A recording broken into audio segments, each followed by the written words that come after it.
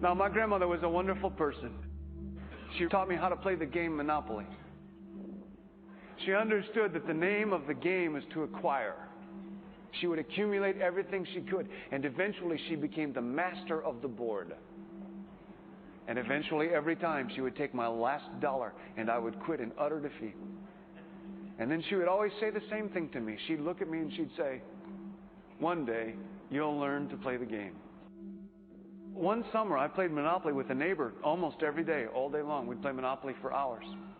And that summer, I learned to play the game.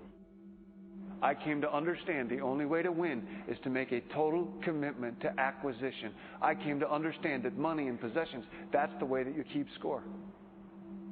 And by the end of that summer, I was more ruthless than my grandmother. I was ready to bend the rules if I had to win that game. And I sat down with her to play that fall.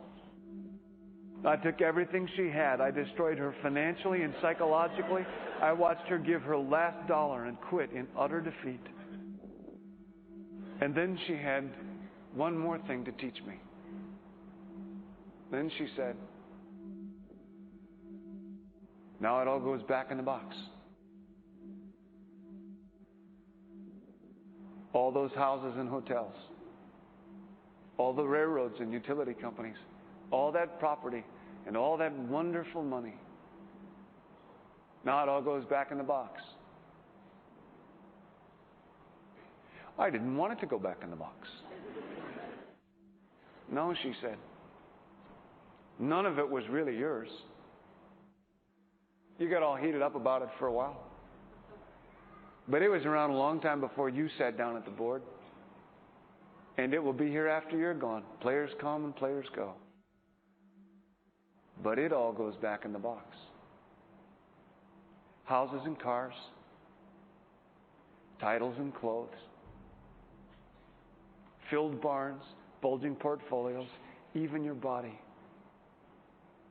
Because the fact is that everything I clutch and consume and hoard is going to go back in the box, and I'm going to lose it all. That's not much of an ROI on that.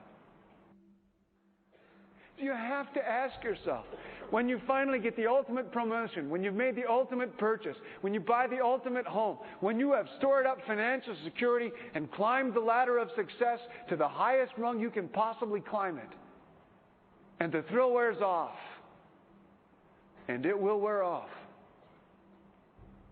then what? How far do you have to walk down that road before you see where it leads? Surely you understand, it'll never be enough. So you have to ask yourself the question, what matters? Thank you to Satan for giving me inspiration on how to play this role. You like my claws? They're real diamonds. It's a present from the devil himself. It's a present from the devil himself. You don't believe me. They don't believe me.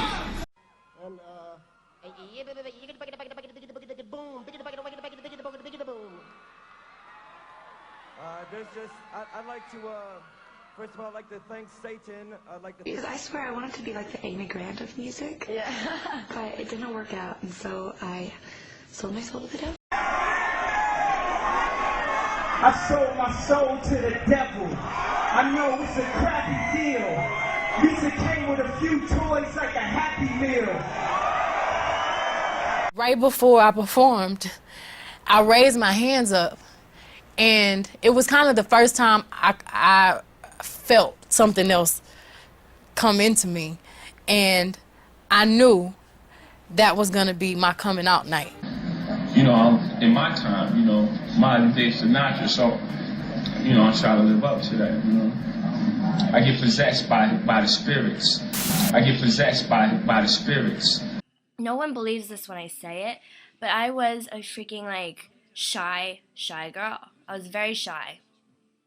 That's funny that I say it now, but I was really shy. Like, I was scared to even, like, go to the doctors. So, anywho, So yeah, I was going to school to be a vet tech, and I was into my studies, getting good grades, and you know what screwed it all up was this one guy. He broke my heart, and I was like, cool, thanks. I was like, now I have to do something pretty ridiculous and insane with my life, so why not sell my soul and go on Jersey Shore? That's what I did. And you know what?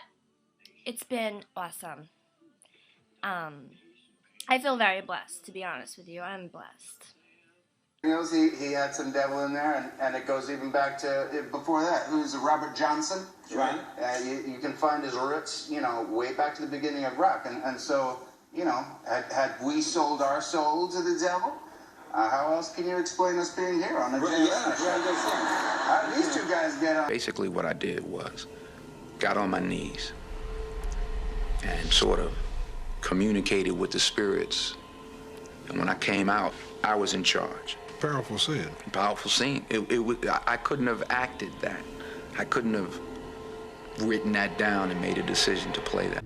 The one-woman entertainment empire known as Oprah has strong affiliations with the demonic realm. The most familiar face on television says, "You can not only use your body and physical self. This is how I see acting. I ask my body to be the carrier for the spirits of those who have come before me in a way that is most meaningful to the character.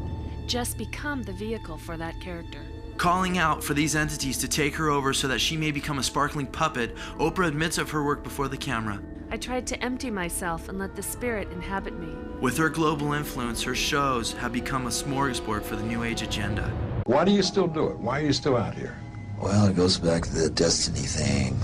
I made a bargain with it, a long time ago, and I'm holding up my end. What was your bargain? To get where I am now. Should I ask who you made the bargain with?